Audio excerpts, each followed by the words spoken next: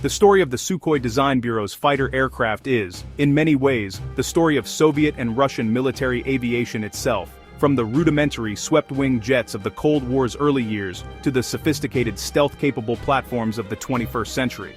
This lineage charts a remarkable technological journey. It is a narrative of ambition-innovation, the persistent pursuit of air superiority against a backdrop of immense geopolitical and economic pressures. Today, on October 28, 2025, understanding this evolution from the Su-7 to the Su-57 is more critical than ever. It provides essential context for analyzing the capabilities, limitations, strategic calculus of one of the world's most significant air powers, offering a clear lens through which to view the balance of power in the skies. The progression of Sukhoi fighters is not merely a timeline of incremental improvements. It is a series of generational leaps defined by profound shifts in design philosophy and technological integration. Each new aircraft family represented a direct response to the perceived threats and operational requirements of its era. This evolution reveals a consistent emphasis on performance characteristics, speed, range, payload, exceptional maneuverability that have become hallmarks of the Sukhoi brand. Tracing this path illuminates the engineering challenges overcome, mastering supersonic flight, variable sweep wings, thrust vectoring engines, and low observable airframes. This history is not just about machines, it is about the strategic thinking that shaped them. More than just a technical history, the Sukhoi saga is also a story of battlefield application and the harsh lessons learned in combat. These aircraft were forged as instruments of national power, intended for use in real-world conflicts. From the skies over Afghanistan and the Middle East to more recent engagements, Sukhoi jets have been tested against a variety of adversaries and air defense systems. Their performance in these theaters has consistently provided invaluable data, driving subsequent upgrades and influencing the development of future generations. Examining this combat record is crucial for moving beyond paper specifications to a more nuanced understanding of their true effectiveness. Ultimately, the journey from the Su-7 to the Su-57 is a study in strategic trade-offs. At every stage, engineers and planners made critical choices, prioritizing certain capabilities over others. They often favored robust, powerful airframes and engines, sometimes at the expense of refined electronics or a smaller radar cross-section, contrasting many Western design trajectories. Understanding trade-offs, power versus stealth, quantity versus quality, battlefield resilience versus advanced logistics, is key to assessing the Sukhoi family's strengths and weaknesses in 2025. It is a story of power technology and the enduring compromises of air warfare. Transition. Chapter break. The story of Sukhoi's modern jet fighters begins in earnest with the first generation, a period defined by the rapid assimilation of jet propulsion technology after World War II. The standout aircraft of this era was the Sukhoi Su-7, codenamed Fitter by NATO. First flying in 1955, the Su-7 was a product of its time, large, rugged, powerful. Its design featured sharply swept wings, a simple but powerful Lyulka AL-7 turbojet engine, and a robust airframe built for high-speed, low-level flight. It was conceived primarily as a tactical nuclear strike aircraft and as a ground attack platform. Technologically, the Su-7 was unsophisticated by modern standards. Its avionics were rudimentary: a simple ranging radar, a radio, basic navigation instruments. The cockpit was a maze of analog dials and gauges, taxing the pilot. Primary armament: two 30mm cannons, unguided rockets, freefall bombs on external hardpoints. It lacked guided munitions and advanced sensors. Its key strength was raw power and speed, one of the first Soviets to reliably exceed Mach 2 in level flight, but that performance came at a cost. The thirsty AL-7 engine meant a very limited combat radius. High landing speeds and long takeoff rolls required long, well-maintained runways, fast in a straight line, but poor agility made it vulnerable in dogfights. Its combat debut, in conflicts like the 1967 Six-Day War, highlighted those limits. Egyptian Air Force operations, other Arab air forces, tough and survivable airframe, but heavy losses to more agile Israeli fighters, and effective ground defenses. Despite shortcomings, the Su-7 was a crucial stepping stone for Sukhoi. It established a philosophy of powerful engines, high speed, robust construction, produced in large numbers and widely exported, production line footage, exported aircraft with foreign markings, lessons on range and field performance. shaped its successors, a foundational, flawed design that paved the way for Sukhoi's rise. The second generation of Soviet fighters emerged in the 1960s. They were driven to counter high-altitude, supersonic, strategic bombers. American B-52, planned B-70 Valkyrie. Sukhoi's answer, the Su-15, NATO codename Flagon. It was a significant leap over its predecessor, designed as a dedicated, all-weather interceptor. It featured an advanced delta wing planform and large engine nacelles housing two Tumansky R-13 turbojets. The twin engines gave redundancy and a big increase in thrust. That allowed rapid climbs to high altitude to intercept bomber streams. It was a specialized tool for a very specific, critical mission. The key advance was its sophisticated radar and missile systems. Unlike the Su-7, the Su-15 used the Uragan, NATO Hurricane, fire control system. That system included the RP-22 Oriole-D onboard radar. It could detect bomber-sized targets at distance, and it could guide air-to-air missiles, beginning beyond visual range combat. The Su-15's primary armament was a pair of missiles, radar-guided R-98 missiles, AA-3 ANAB, and infrared homing missiles. As a high-altitude interceptor for Soviet air defense, it was formidable. Its speed exceeded Mach 2.2, and its rate of climb was impressive, ideal for point defense interception. For decades, Su-15 squadrons formed the backbone of the USSR's northern air defenses on alert. But its strengths came with clear weaknesses. It was highly optimized for a single mission. It had very poor maneuverability, completely unsuited for dogfighting with agile tactical fighters. It also had a limited combat radius. And it required long runways. The Su-15 is most infamous in the West for its role in downing Korean Airlines Flight 007 in 1983. That tragic incident underscored the aircraft's role as a blunt instrument of Cold War air defense. While effective in its narrow profile, the Su-15 highlighted the limits of highly specialized design. The future of air combat would demand more flexibility. Experience with the Su-15, and lessons from the Vietnam War, pushed designers to move beyond single-mission aircraft. That shift led to more versatile multi-role fighters able to adapt to many combat scenarios. Chapter break. The third generation of combat aircraft, Maudiger, which emerged in the late 1960s, Maudiger, and 1970s, Maudiger, was characterized by the pursuit of true multi-role capability, Maudiger, and the ability to operate in all weather conditions, Maudiger, day, Maudiger, or night.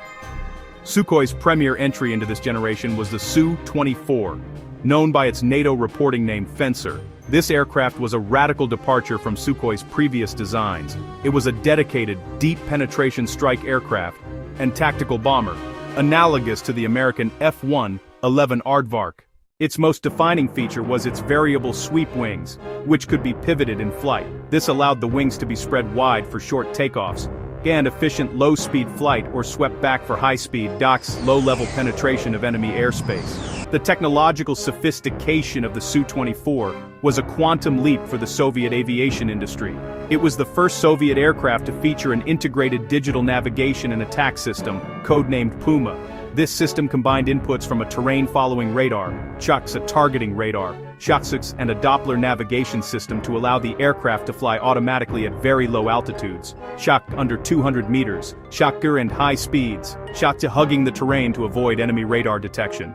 The two crew members sat side by side in a spacious cockpit, CHUX, a configuration chosen to optimize workload management during complex long-duration strike missions.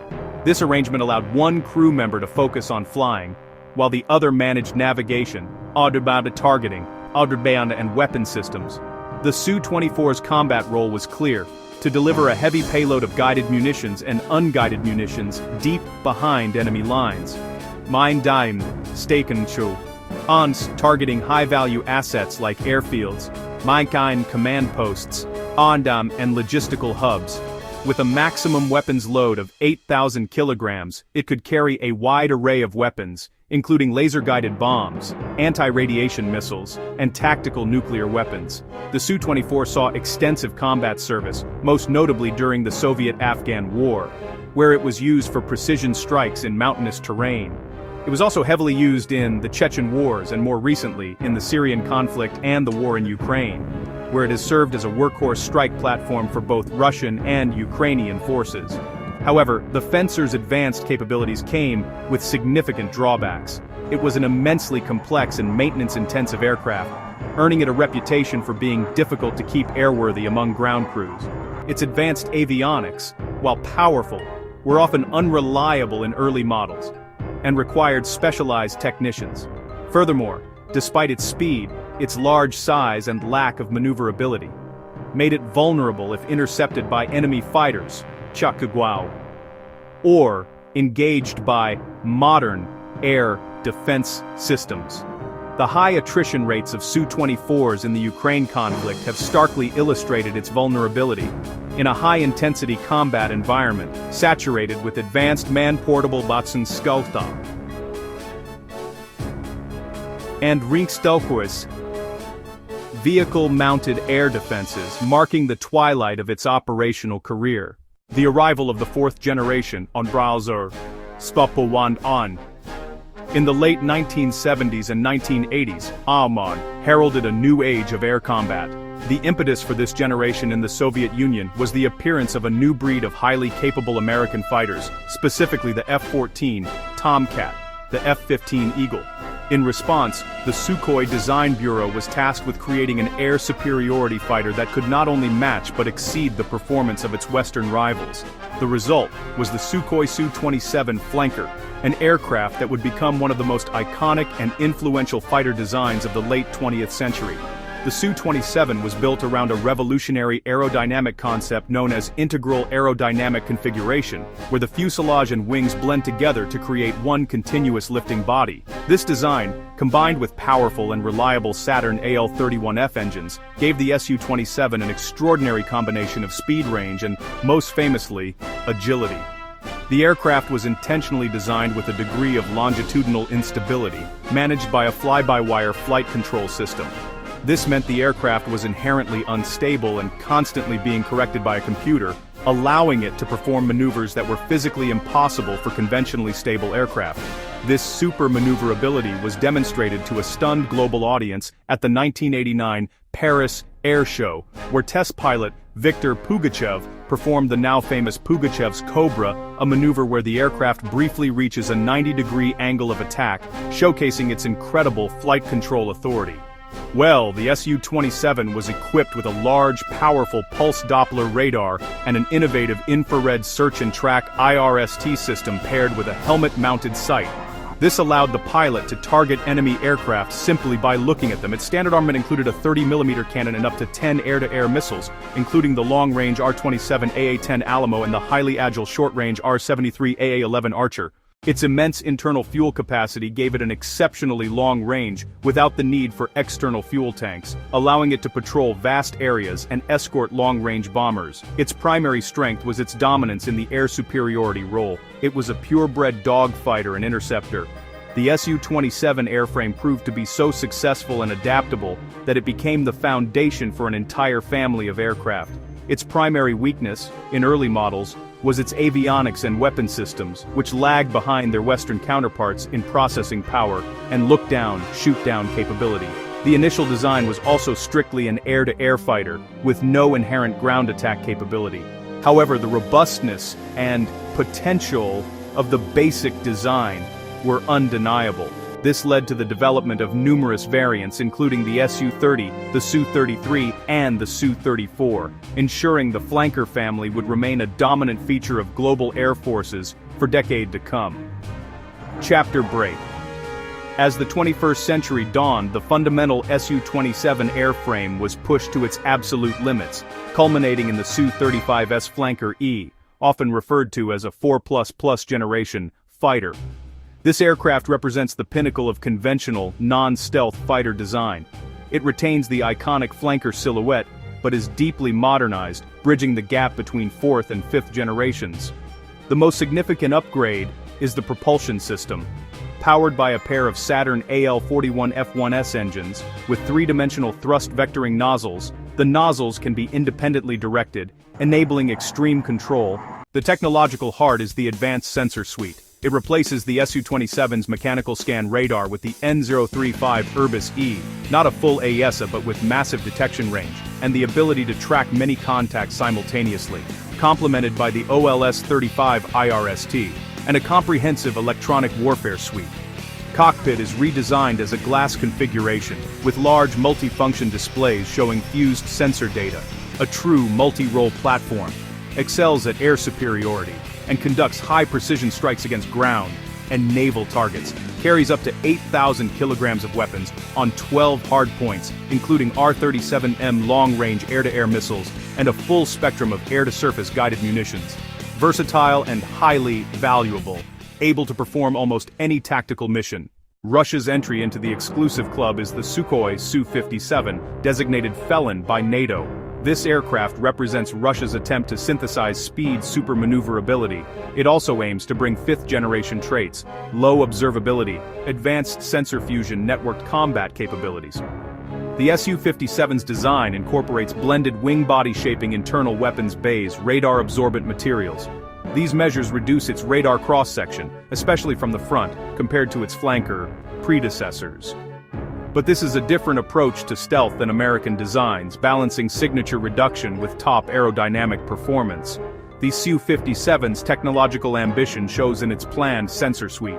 A distributed array of radars and sensors is embedded throughout the airframe.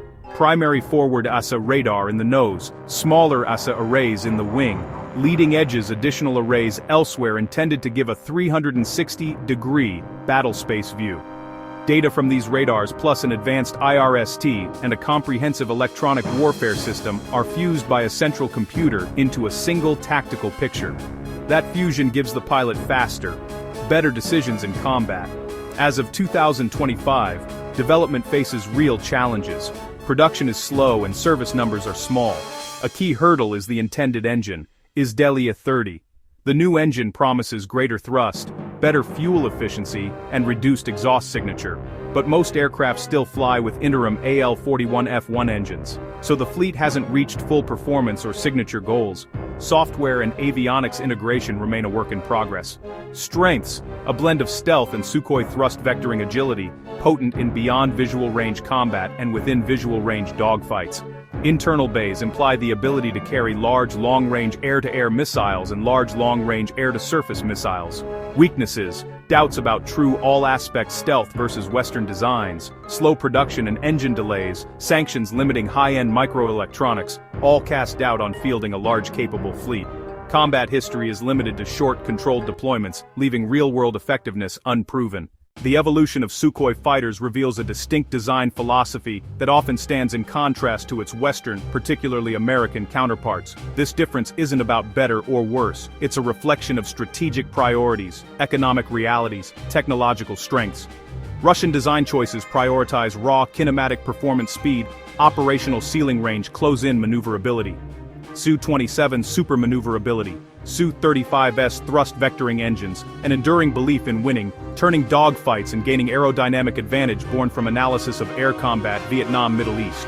Western philosophy from the fourth generation onward prioritizes information dominance and low observability. The emphasis is on seeing the enemy first and achieving a kill without entering visual range engagement.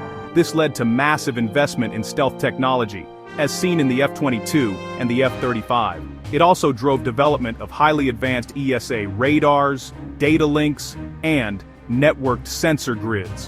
Western fighters are agile, but not focused on extreme post-stall maneuverability like the Su-35S. The trade-off is clear.